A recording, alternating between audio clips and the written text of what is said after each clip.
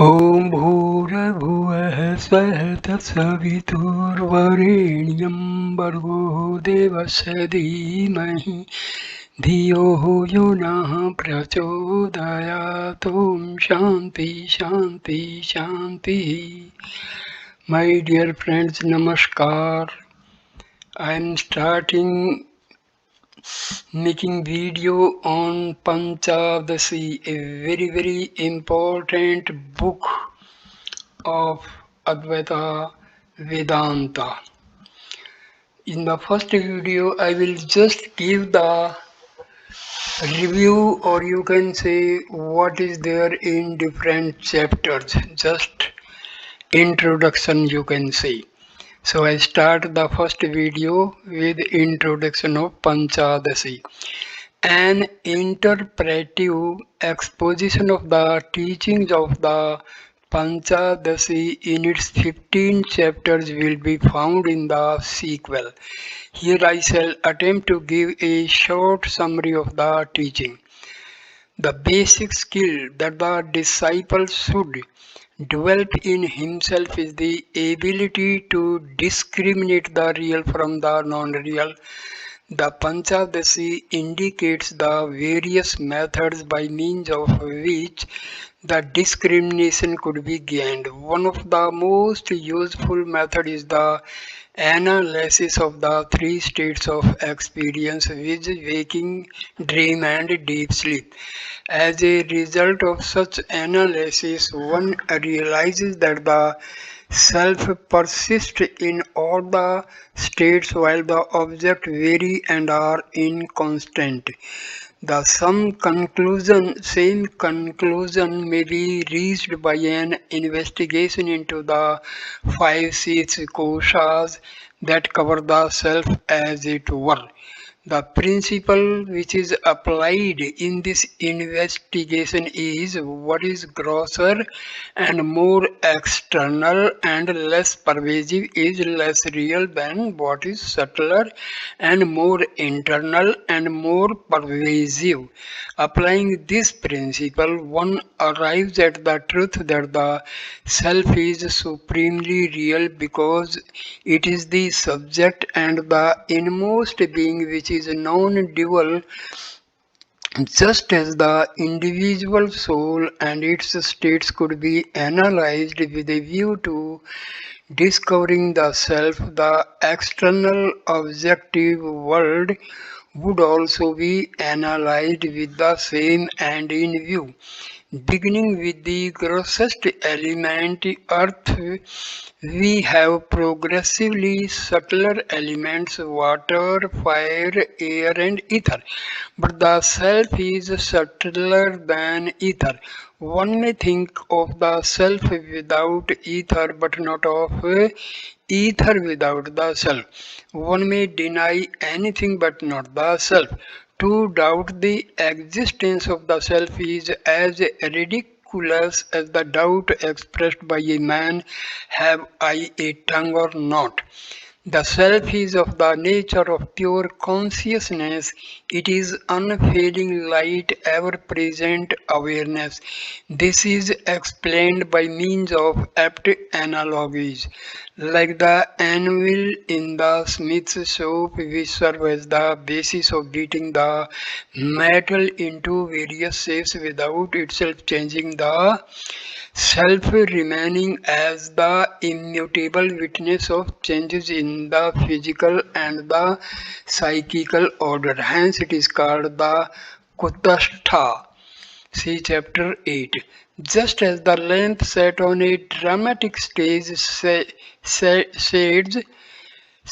light on all concerned during the performance and shines also after everyone has left the theatre, even so, the witness consciousness manifests all things with the equity, the intellect, and the objects, and continue to shine even when they are non-existent, just as the lamp on the stage illumines without moving and without being affected by the movements of the actors and the audience.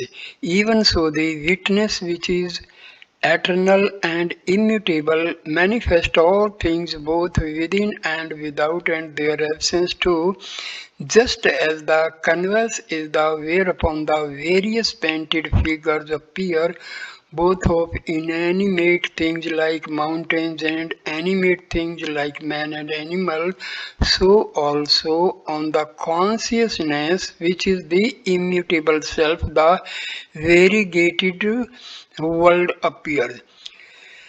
The bliss nature of the self Brahma is explained in great detail in the last 5 chapters. The self is not only existence and consciousness, it is also bliss, the supreme value. The teaching of Yajnavalkya to Maitreyi in the Brihadaranyaka constitute the basis for understanding the bliss nature of the self.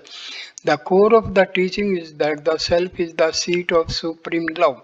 Anything becomes dear not for its own sake but for the sake of the self. There are, it is true, different notions of selfhood, thereof which may be distinguished: the secondary self, the illusory self, and the principal self. When a parent identifies itself with his son, for instance, the selfhood of the son in relation to the parent is secondary. The identification of the self with the body, etc., is illusory. The principal self is the unconditioned non-dual reality. It is the self in the principal sense, that is of the very essence of bliss or love.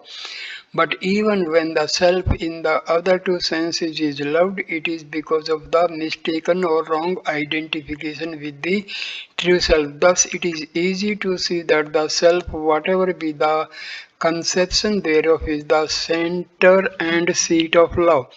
If there be love for any other object, it is for the sake of the self to which that is subsidiary.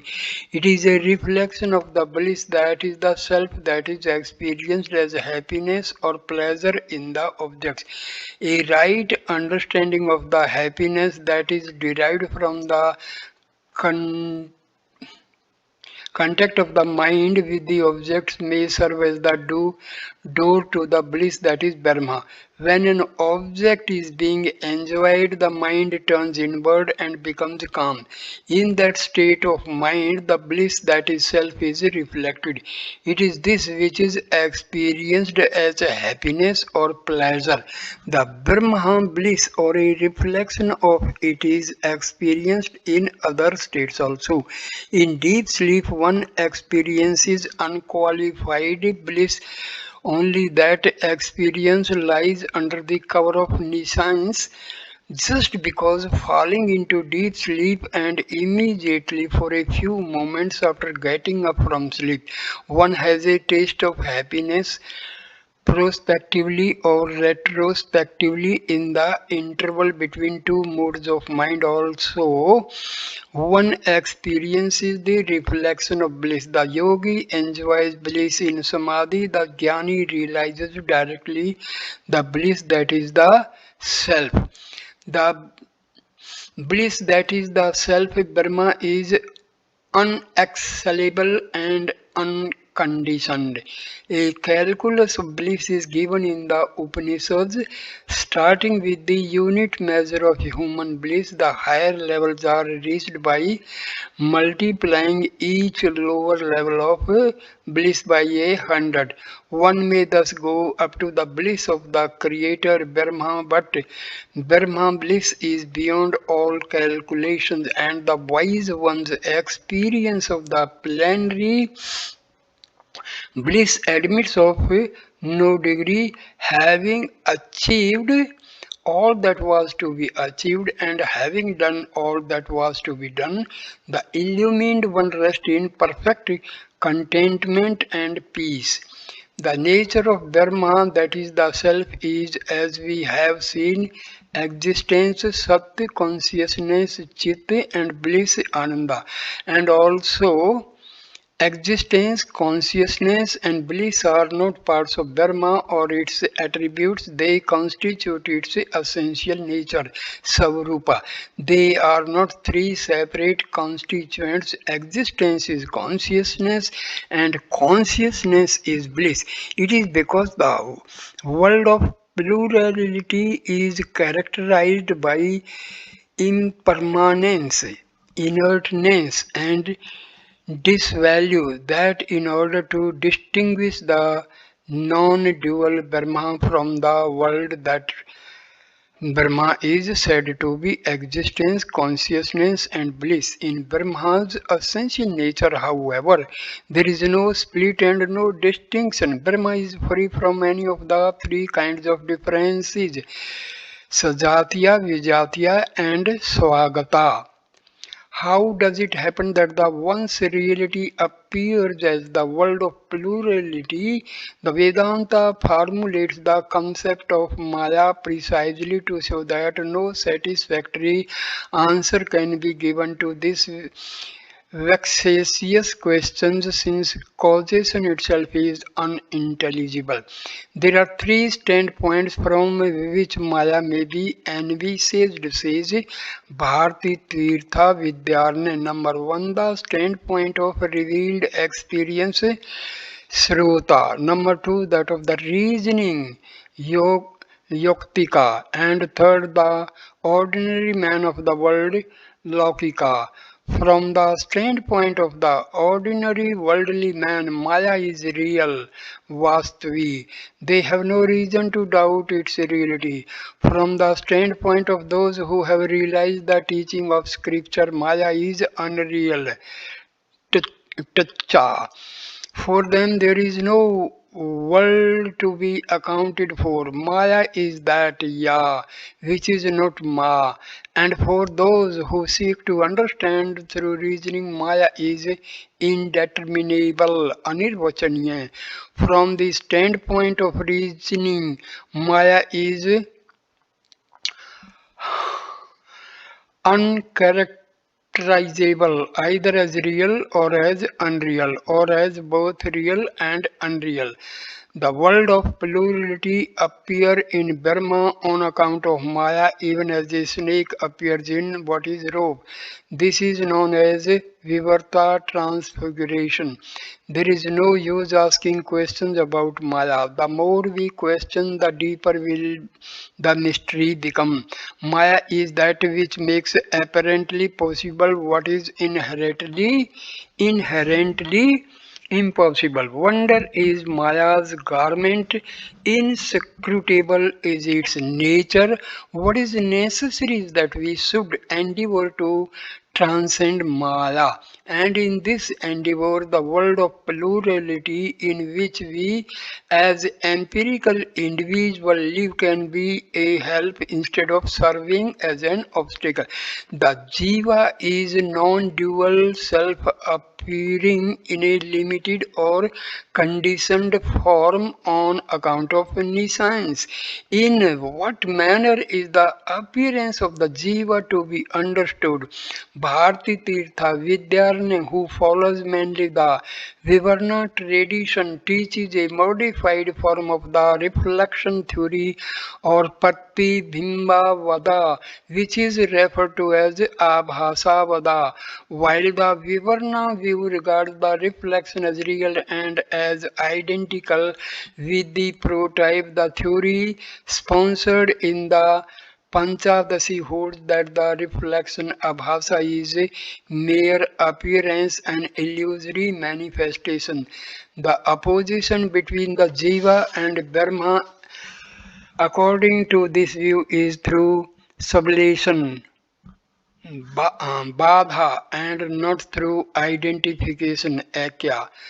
The direct means to release Advaita holds is the path of knowledge, jnana, as moksha is the very nature of the self. It is not an experience which is to be brought about through works. The path of knowledge consists of hearing, study, sarvana, reflection, manana, and meditation, nididhyasana. What is the immediate instrument of release? Is it servant of the Mahavakya that thou art, or is it continued meditation also called Parsamkhyana? Parsamkhyana. According to the Bhamati view, verbal testimony, Shabda, of which the Mahavakyas form part, can yield only mediate knowledge and not immediate or direct knowledge. If the mediate knowledge gained from verbal testimony is to be transformed into immediate experience, there should be continued meditation till this is achieved, and this is possible because the mind, which is the instrument in meditation, is a sense organ, Indriya. The Vivarna view maintains that the mind is not a sense organ, it is an auxiliary to all paramanas, and that verbal testimony can yield immediate knowledge if the object is immediate. To illustrate this point, the story of the 10 travelers is given. And there is no object more immediate than the self. Hence, the Mahavakya that thou art imparts to the competent hearer the direct experience of the non-dual self.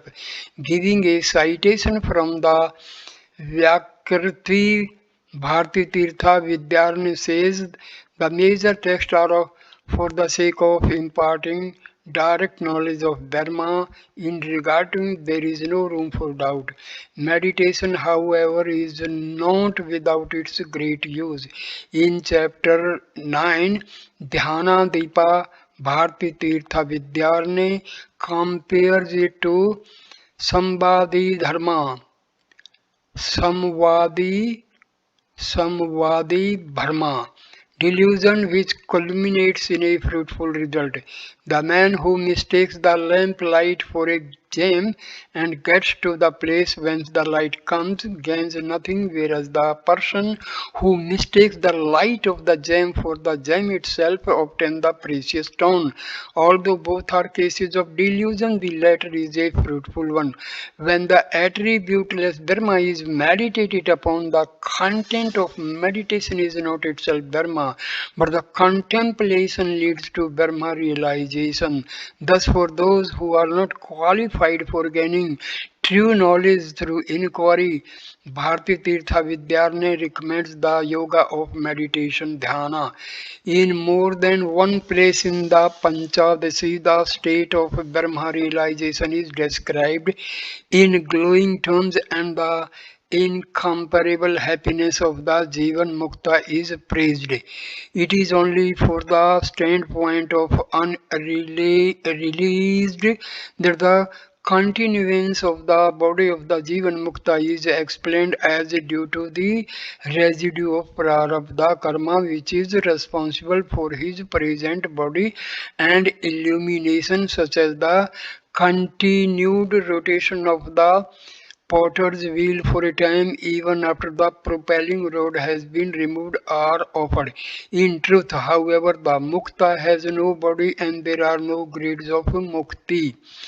In the Panchadasi, Bharti Tirtha Vidyarnaya reveals himself as a right not only with the great philosophical insight but also with equally great literary skill. The Panchadasi is not only a veritable mine of Vedantic treasure but is also a work with poetic charm that delights the reader. No wonder it is one of the most favored texts and has found a permanent place among the Advaita classics. And Bharti Tirtha Vidyarnaya, its author, takes his rank with the best perceptor of the Advaita after Sankara. His contribution to Advaita is immense as it is abiding. So this video is all about just introduction to Panchadasi. The actual text of this Panchadasi will be starting in video 2. So thanks my dear friend for watching this video. Please like, comment and share the video and subscribe my channel. Thanks a lot. Namaskar my dear friends. Namaskar.